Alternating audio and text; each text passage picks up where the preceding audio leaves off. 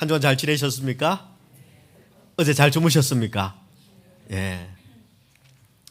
요즘은 스마트폰이 모든 걸 해주니까 별로 신경을 안 쓰고 그냥 잤습니다. 일어나는데 왜 그렇게 피곤한지 몰랐습니다. 보니까 1시간을 적게 잤더라고요. 사람이 1시간만 적게 자도 이런데, 그런데 1시간 적게 자고 한 끼 굶으면 고통스러운 것처럼 우리가 하나님이 주시는 양식을 한 끼 거르고 하나님을 기도로 만나는 이 일이 1시간만 줄어들어도 우리 가운데 궁급함이 생긴다면 그것이 더 축복 인생인 줄 믿습니다. 자, 이 세상에는 우리를 속이는 가짜가 너무 많습니다. 진품이 많을까요? 가짜가 많을까요? 가짜가 훨씬 많습니다. 근데 하도 가짜가 많으니까 진짜와 가짜까지도 헷갈리게 됩니다. 우리 눈을 가려서 여러분 판단력을 상실하게 만듭니다. 그리고 방향 감각을 잃게 만드는 것이 가짜입니다. 그리고 가짜는 결국 한 번뿐인 우리 인생을 허비하게 만듭니다. 한 청년이 있었습니다. 너무너무 열심히 살았습니다. 그런데 워낙 미천이 없었습니다. 그리고 배경이 없었습니다. 그래서 열심히 발이 닳도록 뛰는데도 불구하고 이 비즈니스가 잘 일어나질 않습니다. 그런데 그런 청년에게 악마가 나타났습니다. 그리고는 속이 보이지 않는 병 10개를 보여주었습니다. 이렇게 말합니다. 이 10개의 병 중에 하나에는 독이 들어있다. 독물이 들어있다. 그리고 나머지 9개의 병에는 꿀물이 들어있다. 근데 이 중 하나를 네가 골라서 마신 다음에 죽지 않으면 그러면 네가 원하는 돈을 주겠다. 이렇게 이야기를 했습니다. 청년은 처음에는 목숨을 소중히 여겨서 단박에 거절했습니다. 그럴 일 없다 하고는 거절했습니다. 그런데 비즈니스가 자꾸 힘들어지고 삶이 자꾸 힘겨워지니까 자꾸 악마의 말이 떠오르기 시작했습니다. 자꾸 생각하다가 드디어는 용기를 내어서 악마를 찾아갔습니다. 딱 한 번만, 요번 한 번만 해보겠다고 마음을 먹었습니다. 그리고 10개의 그 병 앞에서 떨리는 손으로 병 하나를 골랐습니다. 그리고 어떻게 했을까요? 마시기 전에 기도를 했습니다. 하나님, 한 번만 살려주십시오. 한 번만, 딱 한 번만 살려주십시오 하고 기도하고는 그 병을 마셨습니다. 다행히 꿀물이었습니다. 그는 신이 나서 악마에게 약속한 대로 돈을 달라고 이야기했습니다. 여러분, 그 악마가 약속한 돈을 주었을까요? 그 악마가 순순히 청년에게 돈을 내밀었습니다. 100만 불이었습니다. 돌아가는데 그 청년의 뒤에다 대고 악마가 이렇게 말했습니다. 다음에 돈이 필요하면 또 와라. 그때 내가 2배로 줄게. 청년이 이야기합니다. 다시 당신 볼 일 없어. 그렇게 돌아갔습니다. 그런데 그 돈이면은 다 잘 될 줄 알았는데 이리 흩어지고 저리 쓰고 금방 돈이 떨어져 버렸습니다. 그리고 음성이 들리기 시작합니다. 다음에는 2배로 줄게. 2배로 줄게. 자꾸 그 말이 떠오릅니다. 그래서 결국은 다시 찾아가기로 했습니다. 그렇게 다시 찾아가기를 8번 했습니다. 용케 살아남았습니다. 이제 병은 딱 2개가 남았습니다. 딱 2개. 확률은요? 50%. 그 청년은 어느새 이제 노인이 되었습니다. 갑자기 이런 생각이 들었습니다. 아니, 나이 들어 죽으나 독 마시고 죽으나 그게 그거지 뭐 다 죽는 건데 마찬가지지 라는 생각이 떠올랐습니다. 참 기특한 생각이죠. 그래서 마지막으로 악마를 찾아갔습니다. 둘 중에 이제 뭐 이거는 옛날 같으면은 뭐 어느 것을 할까요? 하나님께 물어봅시다 했는데 이제는 둘밖에 없으니까 그것도 아닙니다. 그냥 집히는 대로 병을 들어서 하나를 마셨습니다. 어떻게 됐을까요? 참 놀랍게도 꿀물이었습니다. 그래서 노인이 된 이 청년이 와! 하고는 승리에 취해서 소리를 질렀습니다. 내가 이겼지. 내가 이겼어. 이 악마야, 돈 내놔라. 예. 이 악마가 돈을 줬을까요? 예, 돈을 줬습니다. 그런데 이 악마가 돈을 주고는 의미심장한 웃음을 지으면서 남은 병 하나를 따서는 자기가 마셔버렸습니다. 그리고는 이렇게 이야기했습니다. 이기긴 뭘 이겨 이놈아. 이것도 꿀물이다. 네가 나를 이긴 것 같으냐? 너는 내 돈만 바라보고 평생 살았잖아. 인생의 의미도 모르고 내 돈의 노예가 되어서 네 영혼을 팔았잖아. 내가 처음부터 원한 것은 너를 죽이는 게 아니었어. 네 인생을 허비하게 만드는 것이 처음부터 내 목표였다. 마귀가 자기의 목표를 이룬 것입니다. 여러분, 사탄은 오늘도 똑같은 방법으로 우리를 넘어뜨리려고 합니다. 가짜를 쫓아가게 만듭니다. 딱 한 번만, 이번 한 번만. 그리고 그 가짜에 진짜 한 번밖에 없는 우리 인생을 허비하게 만드는 것이 사탄의 전략입니다. 여러분, 그래서 분별이 없으면 다 넘어집니다. 제가 확신하건대 AI보다 사탄이 더 똑똑합니다. 여러분, 지금 만약 저와 여러분 가운데 너무 매력적인 것, 계속 생각나는 것, 설교를 듣는데도 생각나는 그것, 그런 게 있다면 여러분, 그게 과연 여러분의 인생을 걸 만큼 정말 중요한 것 맞습니까? 한번 판단해 보시길 바랍니다. 만약 지금 저와 여러분 가운데 그 포도주 마시면 안 되는데 또 찾아가서 마시고 싶고 이번에 한 번만 더 요게 있으면 될 것 같고, 그래서 반복해서 여러분 나도 모르게 8번이나 찾아가는 그런 포도주가 있다면 여러분, 그건 가짜입니다. 그것은 반드시 끊어내야 합니다. 그 가짜에 속으면 결국은 한 번뿐인 우리 인생이, 우리의 소중한 인생이 결국은 허비될 수밖에 없는 것입니다. 저는 저와 여러분이 가짜에, 한 번뿐인 인생을 망치는 이 가짜에 속지 않기를 바랍니다. 그렇다면 여러분, 가짜에 속지 않으려면 어떻게 해야 될까요? 예. 그래서 여기에 대한 답을 오늘 본문을 중심으로 여러분과 함께 정리하려고 합니다. 바라기는 사탄이 내미는 가짜에 속아서 소중한 인생을 허비하는 그런 안타까운 인생이 되지 않기를 주님의 이름으로 축원합니다. 자, 그렇다면 가짜에 속지 않으려면, 내 인생을 허비하지 않으려면 우리에게 무엇이 필요할까요? 첫 번째, 여러분, 방향이 바르게 되어야 합니다.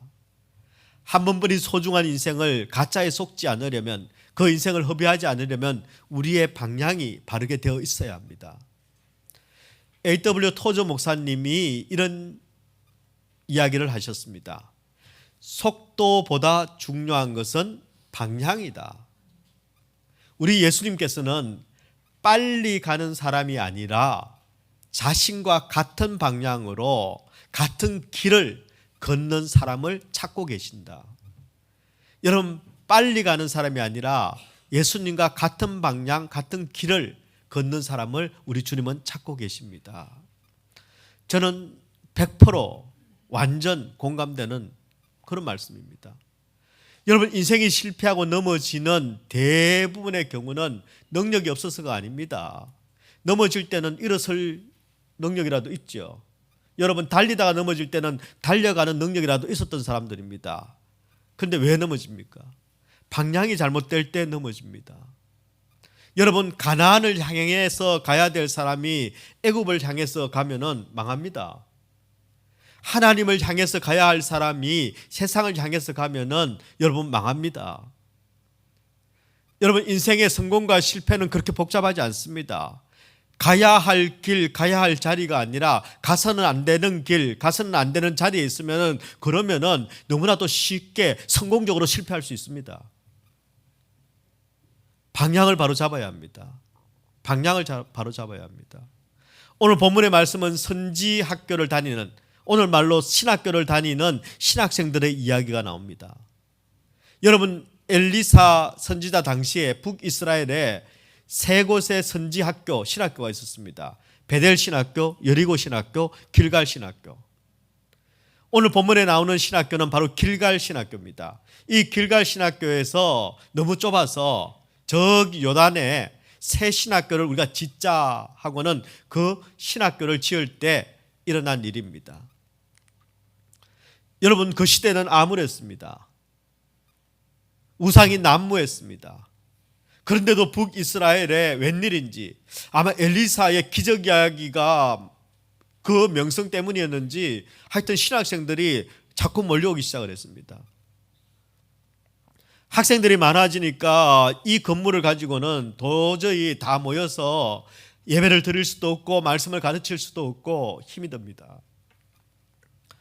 그래서 신학생들이 건물을 짓자고 합니다. 우리 건축합시다.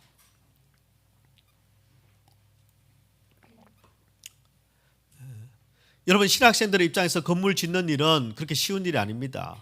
왜냐하면요, 꼭 신학교에 가면은요 다 가난합니다. 예. 신학생들이 다 가난합니다. 근데 그 당시에 여러분 북이스라엘 땅에서 하나님을 섬기는 사람은 대충 가난했습니다. 게다가 북이스라엘은 흉년입니다. 그러니 더 가난했습니다. 요즘처럼 어떤 융자를 받을 수 있는 그런 시스템이 있는 것도 아닙니다. 게다가 융자가 있어도 누가 신학생한테 융자를 해줍니까? 전부 자기들이 직접 해야 되는 일입니다. 꽤 부담스럽고 힘이 드는 일이었을 텐데도 그들이 적극적으로 학교를 짓자 하고 그렇게 나섰습니다. 열왕기하 6장 1절 2절 말씀이 그 내용이 나오는데요. 선지자의 제자들이 엘리사에게 이르되 보소서 우리가 당신과 함께 거주하는 이곳이 우리에게는 좁으니 우리가 요단으로 가서 거기서 각각 한 제목을 가져다가 그곳에 우리가 거주할 처소를 세우사이다 하니 엘리사가 이르되 가라 하는지라. 엘리사가 먼저 짓자고 하지 않습니다. 학생들이 더 의욕적으로 지금 건축에 앞장서고 있습니다. 역시 신학생들이 일단은 좀 앞뒤 재지 않고 하지만 굉장히 헌신적입니다. 앞뒤 뒤했으면 신학교도 안 가죠. 자, 그런데 여러분 바로 여기서 문제가 생깁니다. 그들이 열심을 내고 그들이 헌신하고 있는데 방향을 잃어버리고 맙니다. 여러분, 우리가 빨리 갈 때 조심해야 합니다. 일이 잘 될 때 조심해야 합니다. 내 의욕이 앞설 때 이거 틀림없어 할 때 그때 조심해야 합니다. 왜냐하면 그때는 멈추어 서서 내가 방향을 점검해야 할 때입니다. 신학교를 짓는 거 그 좋은 일을 하고 있는데 여러분, 우상밖에 없는 그 시대에 하나의 선지학교가, 하나의 신학교가, 그리고 그것은 예배하는 곳이니까 하나의 교회가 세워지는 일은 너무나도 귀한 일이고 아름다운 일입니다. 하지만 그런 일도 잘못되고 넘어질 수 있다는 것을 우리는 명심해야 합니다. 여러분, 본문 1, 2절을 다시 한번 살펴보면요, 여러분 이 1, 2절 두 절의 말씀 가운데서 유독 많이 나오는 단어 하나가 있습니다. 뭡니까? 우리입니다. 우리. 이 짧은 두 구절 속에 4번이나 나옵니다. 여러분 1절과 2절의 말씀을 여러분 다시 풀어쓰자면 이런 뜻입니다. 우리가 생각하고 우리가 계획하고 우리가 힘을 모아서 우리가 건축 한번 멋들어지게 해보자 하는 것입니다. 말만 들으면 너무 멋진 말입니다. 그런데 실상은 틀린 말입니다. 왜 그러냐 하면 지금 이들이 지으려는 건물이 어떤 건물입니까? 신학교입니다. 채플입니다. 하나님의 종들을 양성하기 위해서 짓는 구별된 건물이라는 것입니다. 그런데 이 1, 2절 속에 보면은 하나님이라는 단어가 한 번도 나오지 않습니다. 모든 일의 주체가 우리입니다. 이 모든 동사의 주어가 우리입니다. 게다가 2절에 보면 그 학교를 뭐라고 부르느냐면 하나님이 거주할 처소다라고 하는 것이 아니라 우리가 거주할 처소가 좁습니다. 지금 여러분 이 신학생들의 사역의 방향이 지금 엇나가고 있는 그런 모습입니다. 여러분 신학교를 지으면서 가장 먼저 하나님께 물어보아야 되지 않습니까? 하나님의 응답을 기다려야 되지 않습니까? 그리고 하나님의 도우심을 구해야 되지 않습니까? 그렇게 하나님을 바라보는 일, 그 일을 통해서 선지학교가 세워져야 되는데 하나님을 바라보는 일들은 하나도 나오지 않습니다. 온통 우리가 중심에 있고 우리가 주체가 되어 있고 우리가 주어가 되어 있습니다. 여러분, 우리에게는 이런 모습이 없을까요? 과연 내가 지금 하고 있는 모든 일의 주어는 여러분 하나님입니까? 아니면 우리, 아니면 나입니까? 내가 지금 이 직장을 다니는 이유, 내가 지금 그 일을 그렇게 열심히 하는 이유, 여러분 그것이 내가 먹고 살기 위해서입니까? 아니면 내가 돈 좀 벌어서 좀 미리 편한 삶을 예비해 놓기 위해서입니까? 그렇다면 지금 여러분의 삶의 주어는 하나님이 아닙니다. 결국 내가 주어가 되어서 나를 위한 처소를 만드는 그런 인생일 뿐입니다. 나를 위한 처소를 만들어주는 일이라면, 그런 포도주라면 사탄이 주는 잔이라도 서슴지 않고 먹고 마십니다. 이것이 방향이 잘못된 사람들의 가는 길입니다. 특징입니다. 그렇다면 여러분, 지금 내 인생의 방향이 제대로 되어 있는지 잘못되어 있는지 우리가 어떻게 알 수 있습니까? 한 가지를 점검하면 됩니다. 내 삶의 목적이 과연 하나님과 하나님의 영광인가? 아니면 내 삶의 목적은 나와 내 영광인가? 그 방향만 우리가 확인하면 됩니다. 내 삶이 끝나는 그 지점에 과연 무엇이 기다리고 있습니까? 내 삶의 목적이 하나님이 주어가 되셔서 하나님의 영광을 나타내는 그런 삶이라면 여러분, 우리는 가짜에 속지 않습니다. 가짜에 넘어가지 않습니다. 여러분, 어떤 사람을 사탄이 속입니까? 자기가 똑똑한 사람, 그리고 자기 영광을 구하는 사람들입니다.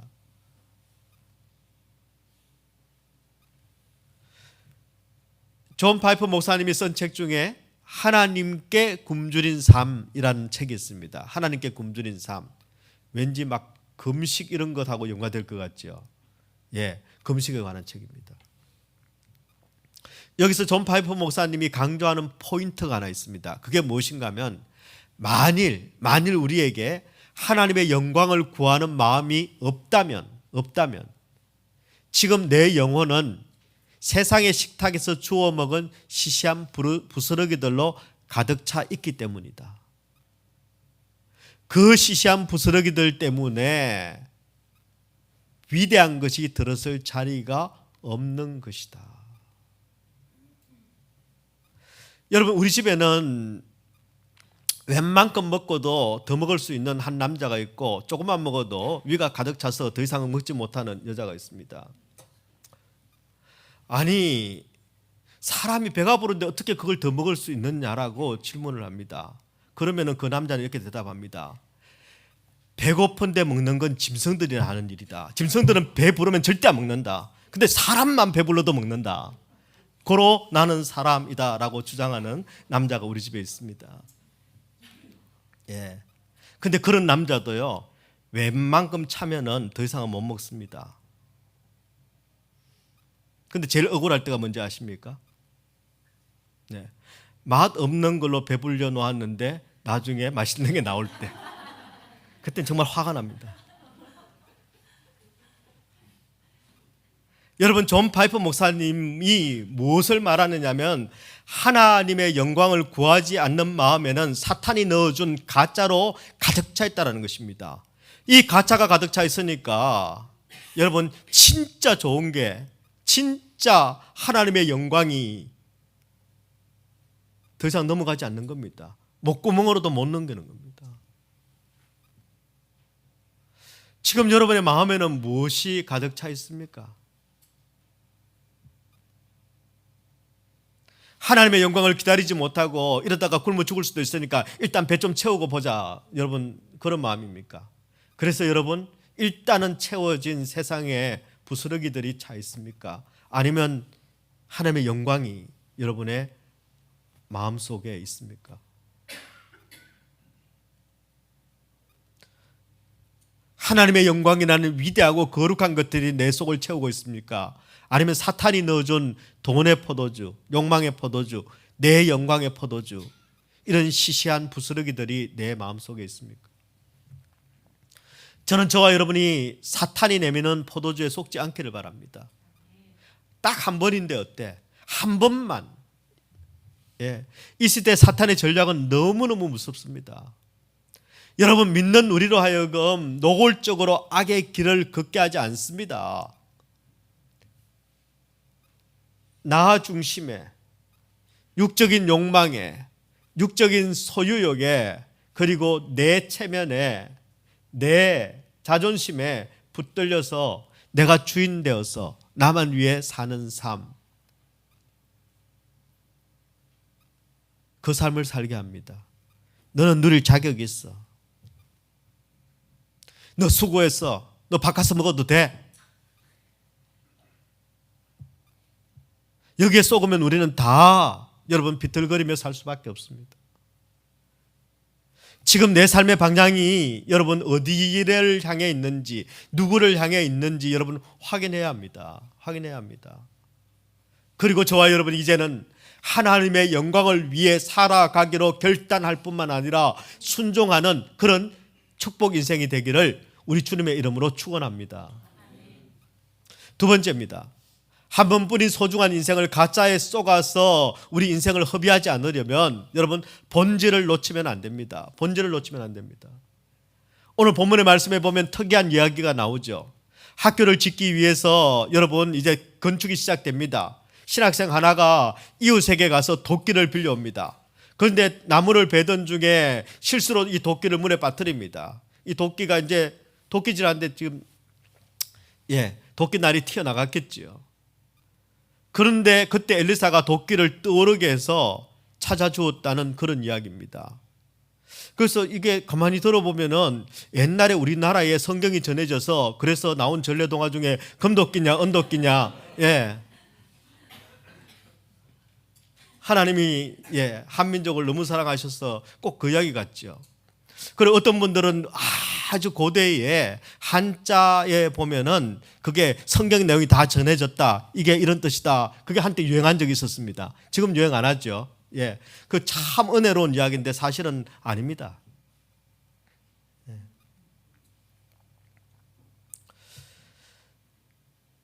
여러분, 지금 우리가 열왕기하 2장부터 계속 엘리사의 이야기를 보고 있습니다. 엘리사의 이야기는 기적의 이야기들로 이어집니다.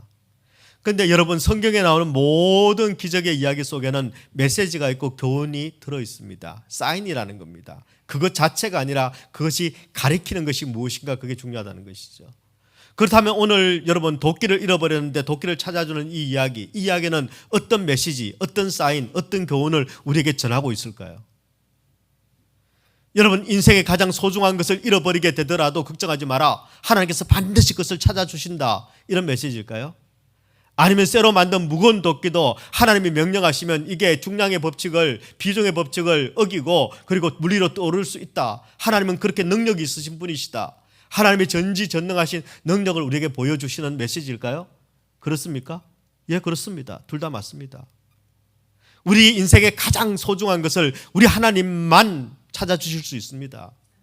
그리고 하나님께서 만드신 이 세계를 하나님께서만 완전히 다스릴 수 있고 하나님만 여러분 불가능한 일이 없으신 분이십니다. 맞습니다. 하지만 오늘 본문의 말씀은 그 메시지도 맞지만 그 메시지를 전하기 위해서 우리에게 들려주시는 이야기가 아닙니다. 좀 더 근본적인 이야기를 우리에게 들려줍니다. 오늘 본문의 이야기를 이해하기 위해서는 여러분 앞뒤 사건을 한 번 더 살펴볼 필요가 있습니다.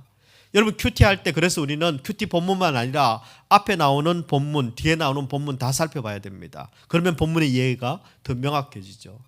앞에 있는 사건은 뭡니까? 지난주에 우리가 함께 살펴보았습니다. 여러분 탐심으로 나만의 옷과 돈을 취하고 그리고 엘리사에게 거짓말을 한 그 게하시가 그것 때문에 어떻게 됩니까? 문둥병에 걸리죠. 나병에 걸립니다. 뿐만 아니라 그 자손들까지 나병에 걸립니다. 너무 가슴 아픈 이야기입니다. 그리고 여러분 오늘 본문 다음에 6장에 나오는 사건은 무엇인가 하면은 여러분 아람 왕이 그 당시에 아람이 세계 최고의 강대국이었습니다. 철통 같은 그런 전략과 군사력을 가진 아람이 계속 시시한 이스라엘에게 전쟁을 하는데 계속 지는 이야기입니다. 예, 게하시가 여러분 거짓말을 해서 나병든 이야기, 그리고 아람 왕이 계속 이스라엘을 침공하는데 자꾸 지는 이야기, 이 사이에 도끼 사건이 있습니다. 뭐 얼핏 보면 별 상관이 없는 이야기처럼 느껴집니다. 근데 여러분 반드시 여러분 성경의 이야기는 상관이 있습니다. 우리가 못 찾아서 그렇죠. 5장의 게하시 사건, 6장의 아람 왕 이야기는 둘 다 실패한 이야기입니다. 5장에 나오는 게하시가 실패한 이야기, 나병에 들린 이야기는 믿는 자의 실패를 보여줍니다. 그 6장에 나오는 아람 왕의 실패는 믿지 않는 자, 불신자의 실패를 우리에게 부각시켜주고 있습니다. 그런데 각각 다른 이 두 사람, 믿는 자와 믿지 않는 사람이지만 두 사람이 실패하는 이유는 동일합니다. 무엇일까요? 그 인생에 하나님이 빠져 있습니다. 그들 인생의 강에 가장 소중한 하나님을 그냥 빠뜨려 버렸습니다. 이 땅을 살아가는 모든 인생에 실패하는 궁극적인 이유는 여러분 한 가지입니다. 인생의 본질 되시는 하나님을 잃어버렸기 때문입니다. 예, 우리는 돈이 없어서 돈만 좀 있으면 성공할 수 있다고 생각합니다. 백이 없어서 그렇지 백만 좀 있으면은, 전략이 없어서 그렇지 전략만, 내가 지혜만 좀 있으면은, 내가 영어를 못해서 그렇지 영어만 했으면 벌써 미국 뒤집어 놨어요. 그죠? 예. 그래서 우리는 안 된다고, 우리는 실패한다고 생각합니다. 아닙니다. 하나님을 빠뜨리면 실패합니다. 아무것도 몰라도 하나님이 내 삶에 계시면, 내 중심에 계시면 우리는 실패할 수가 없습니다. 궁극적으로.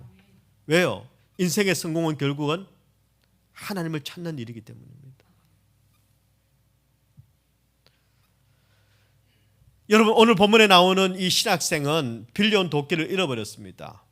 그 도끼는 무슨 도끼일까요? 금도끼일까요? 은도끼일까요? 예, 쇠도끼입니다. 쇠도끼를 잃어버렸습니다. 이 쇠도끼는요, 금도끼나 은도끼 잃어버린 것보다 지금 더 심각한 문제입니다. 왜 그러냐면요, 지금 이 엘리사 선지자가 있던 이 시절은 철기 시대가 아니고 청동기 시대입니다. 청동기 시대의 철기는 어떤 것일까요? 어마무지하게 비싸서 아무도 안 쓰고 있는 게 철기입니다. 아직 철기 시대가 안 된 겁니다. 아직 청동기 시대입니다. 그때 여러분 쇠도끼라면은 얼마나 비쌀까요? 예, 부르는 게 값이고 아무나 못 차지합니다. 완전 고가품입니다. 그런데 자기 것도 아니고 여러분 이 신학생이 빌려온 겁니다. 그랬겠죠. 신학교 다니니까 내가 너 믿고 주는 거다 하고는 좋겠죠. 그런데 이것을 잃어버림으로 말미암아 이 쇠도끼는 이제 그 신학생의 인생 전체가 걸린 문제가 되어버렸습니다. 이걸 잃어버리고 난 다음에 제일 먼저 한 말이 뭡니까? 여러분, 성경에서 아무 말이나 안 실어줍니다. 그런데 이 신학생이 한 말이 실려 있습니다. 성경에 5절의 말씀에 뭐라고요? 내 주여, 이는 빌려온 것이니이다. 뭐 도끼 하나 잊어버리고 뭐 지금 난리를 치나 싶지만 지금 이 신학생에게 이 쇠도끼는 내 인생이 걸린 문제입니다. 그러니까 나 이제 죽었습니다. 이거 빌려온 겁니다. 라고 이야기합니다. 왜요? 빌려온 것을 잊어버렸으니까 갚아야 되지 않습니까? 대가를 치러야 됩니다. 그 대가는 무엇일까요? 예, 종으로 팔려가야죠. 이제 종이 되는 것입니다. 영원히 종이 되는 것입니다. 근데 제가 볼 때는 이 신학생 하나 가지고는 여러분 이 쇠도끼 다 못 치릅니다. 아들들도 가족들도 다 이제는 이 쇠도끼 때문에 종이 돼야 됩니다. 인생이 걸린 문제입니다. 그 문제를 누가요? 엘리사가 해결해 준 것입니다. 사실은 하나님이 엘리사를 통해 해결해 준 것이죠. 여러분, 우리에게도 때로는 인생 전체가 걸린 문제가 있지 않습니까? 목사님 이건 너무너무 중요합니다. 오죽하면 내가 목사님께 기도 부탁을 하겠습니까? 이런 분들이 있습니다. 이게 내 인생이 걸린 문제라는 거죠.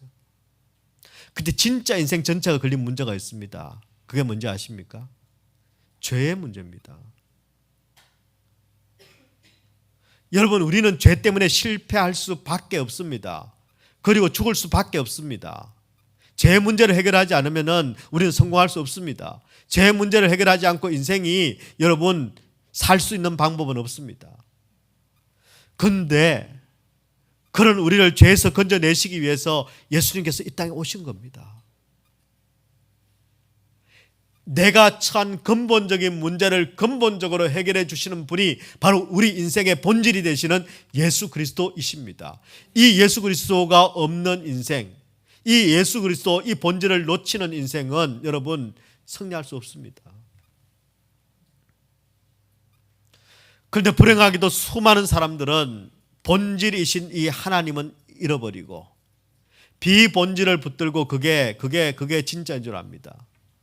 그리고 그 비본질을 위해서 살아갑니다. 가짜를 위해서 진짜를 놓쳐버리는 그런 사람이 얼마나 많이 있는지 모릅니다. 진짜 보아인 예수님을 돈이라는 강에 빠뜨려버리고 진짜 보아인 예수님을 일이라는 성과라는 강에 빠뜨려버리고 진짜 보아인 우리 예수님을 여러분 내 성공이라는 강에 빠뜨려버린 채 그게 잃어버렸는지도 모르고 그렇게 살아가는 사람들이 너무 많습니다. 여러분, 저와 여러분은 어떻습니까?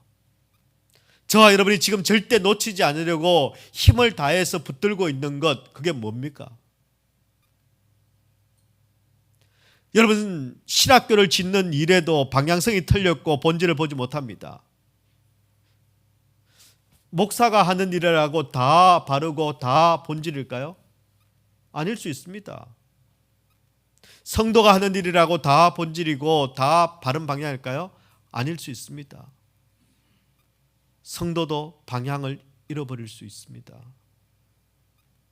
지금 우리의 방향이 어떻게 되어 있는지 봐야 합니다. 내가 지금 절대 이것 아니면 안 돼.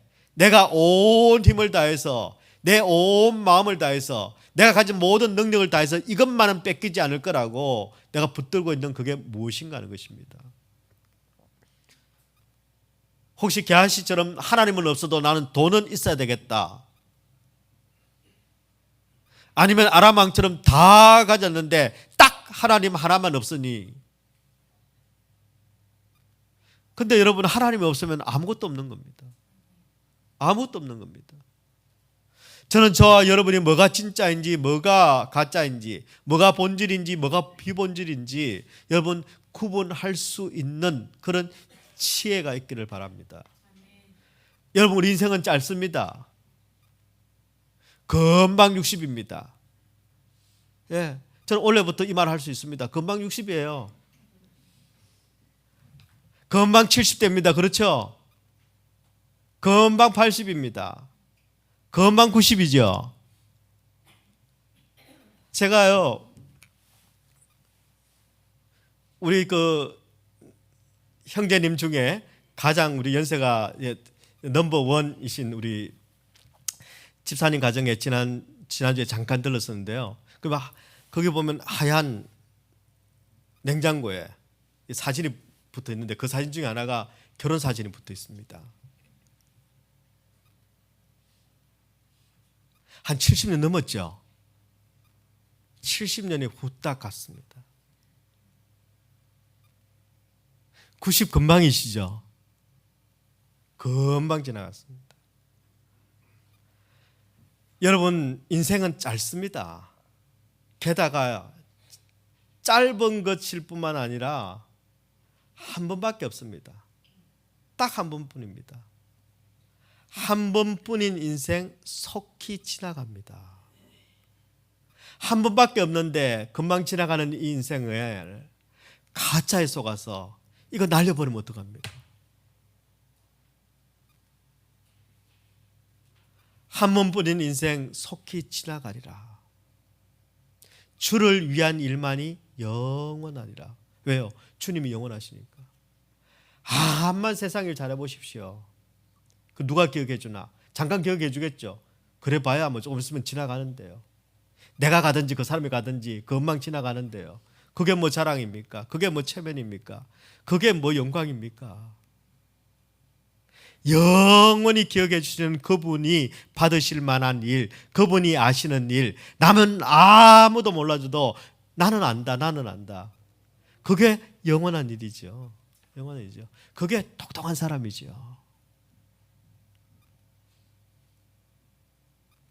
저는 우리 얼바인 사랑의 교회 모든 성도들이 한 번뿐인 그리고 속기 지나가는 이 인생을 가짜에 속아서 그것마저 허비하는 그런 인생이 되지 않기를 바랍니다.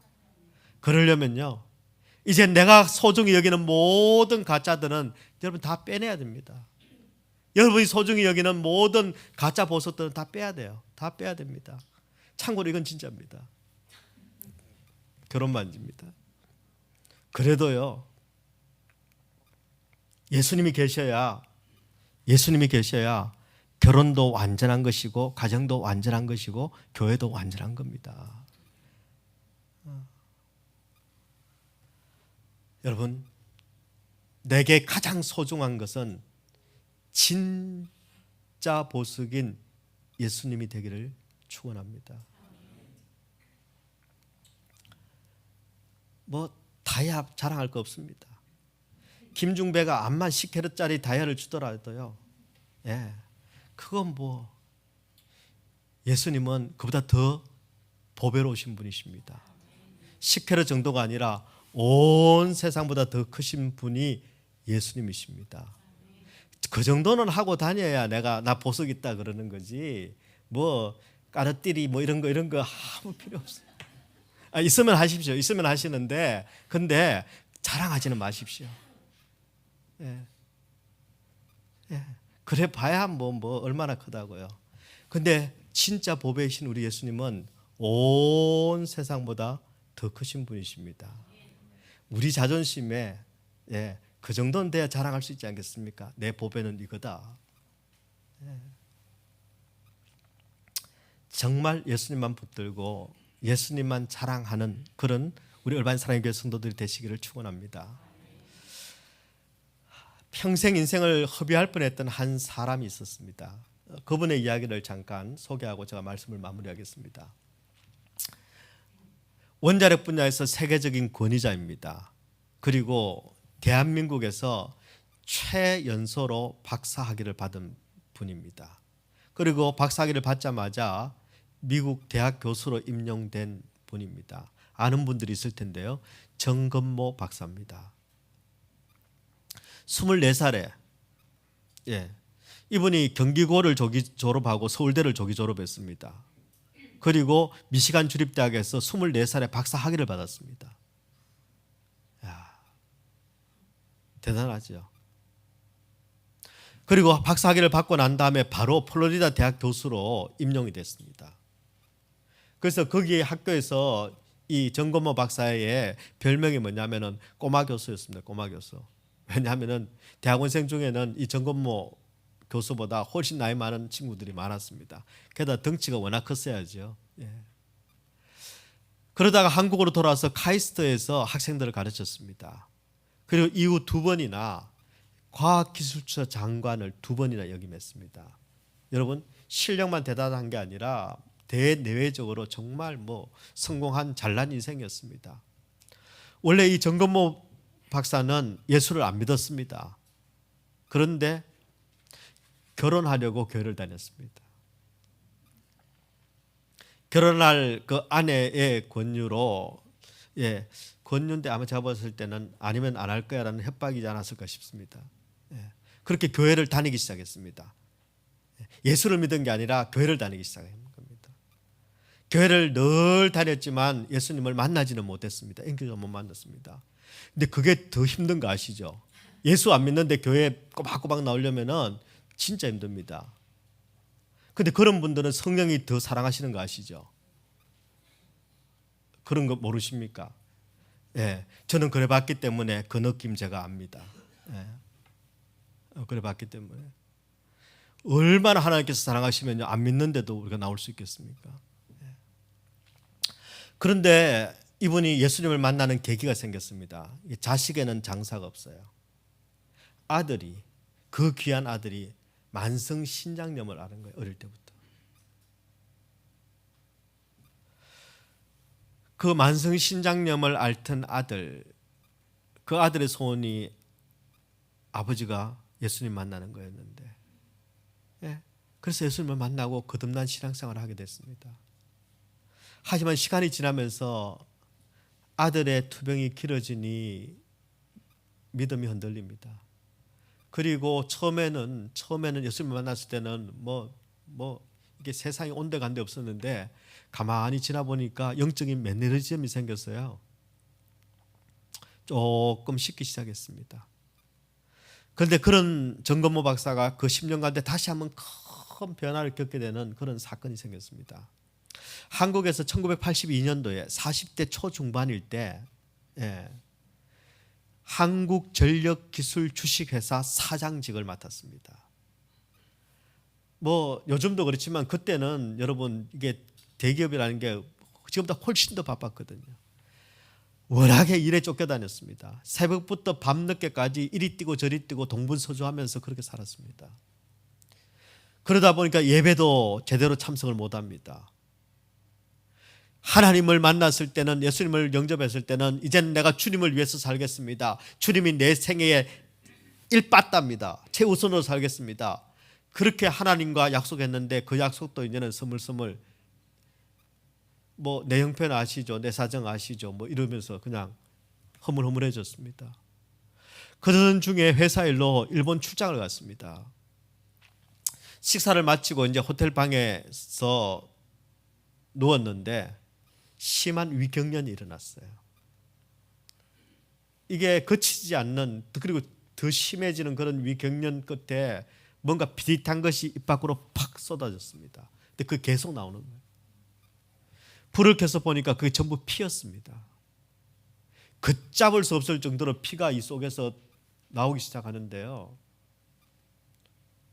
사실 그때까지 정건모 박사는 건강이라면 누구보다 자신이 있었습니다. 40대 초중반에 자기 관리 철저하죠. 그런데 중환자실에 실려갔습니다.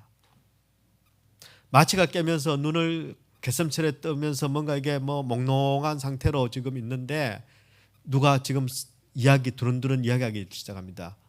의사들이었습니다. 큰 위기를 넘겼다. 몸에 있는 혈액의 3분의 1이 쏟아져 나왔다. 몸에 있는, 사람의 몸에 제일 많은 게 뭘까요? 혈액이죠. 그 혈액의 3분의 1이 빠져나왔다는 겁니다. 급히 큰 병원으로 옮기지 않았으면 진짜 큰일 날 뻔했다. 의사들을 말이 이렇게 몽랑한 가운데서 들리기 시작한 겁니다. 한마디로 거의 죽었었다는 거죠. 그런데 바로 그날 저녁에, 다시 살아난 그날 저녁에 자신의 눈앞에 예수님의 십자가가 나타났습니다. 너무나도 선명한 예수님의 십자가가 보였습니다. 그리고는 이런 음성을 들었습니다. 세상 일에 파묻혀서 신앙생활도 게을리하고 네 능력으로 모든 걸 다 할 수 있는 것처럼 혼자 발부둥 치고 그러더니 너 결국 쓰러졌구나. 그동안 네가 쫓던 그 학문, 그 성과, 그 명예, 그 물질, 그 자존심, 너 언제까지 네 모든 인생을 그런 데 걸고 살 거냐. 그런 주님의 물으심, 질문이 있었습니다. 아무 말도 할 수 없어서 그냥 하염없이 눈물을 흘렸습니다. 그리고는 내가 호텔방에서 토해놓았던 그 피는 내 속에 여전히 남아있었던 세상의 찌꺼기였다는 것을 깨닫게 됐습니다. 그리고 내가 그렇게 소중히 여기던, 그렇게 내가 열심히 추구하던 그 학문과 명예와 재물이라는 그것도 내 인생의 가짜 보호자였다는 것을 깨닫게 됐습니다. 이후로 그는 신앙의 새 출발을 하게 됩니다. 원래 연세가 86입니다. 그런데 그는 이렇게 고백합니다. 나는 위대한 과학자보다는 신실한 크리스찬이고 싶다. 나는 위대한 과학자이기보다는 신실한 크리스찬이고 싶다. 나는 세상에 알아주는 사람이기보다는 나는 신실한 예수생이고 싶다. 이게 그분의 고백이고 86세가 된 지금도 어디를 가든지 간에 가는 것보다 내 진짜 보아는 예수님이십니다. 이 예수님을 전하는 그런 복음의 그리스도의 대사로 그는 지금도 살아가고 있습니다. 여러분, 지금 저와 여러분에게 진짜 가장 소중한 것, 잃어버리면 안 되는 진짜 보아는 어떤 것입니까? 내 인생을 다 바쳤어라도 얻고 싶은 것, 내 인생을 다 바쳐도 아깝지 않은 것, 그게 무엇입니까? 돈입니까? 명예입니까? 이 땅에서 잠깐 안락을 누리는 것입니까? 금방 지나갑니다. 바라기는 저와 여러분의 인생을, 내 인생을, 이 소중한 인생을 다 바쳐서 얻고 싶은 것이 그저 이 땅에 썩어 없어질 이 땅의 부귀영화가 아니라, 이 땅의 보화가 아니라, 이 땅에 잠시 잠깐 사는 이 세상에서 평안하게 사는 삶이 아니라 영원히 하나님의 영광을 누리게 하시는, 우리 인생을 다 바쳐서라도 얻고 싶은 진짜 보화, 바로 나를 구원하신 구원자 되시는, 내 삶의 주인 되시는, 내 삶의 답이 되시는 예수 그리스도, 그분만이 우리의 보배가 되기를 축원합니다.